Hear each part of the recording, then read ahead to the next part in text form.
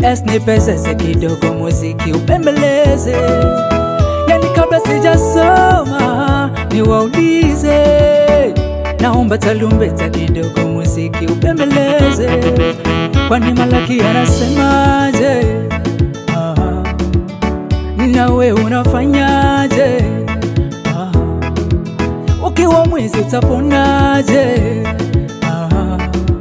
Unauliza naibaje? Mbona mnanibia?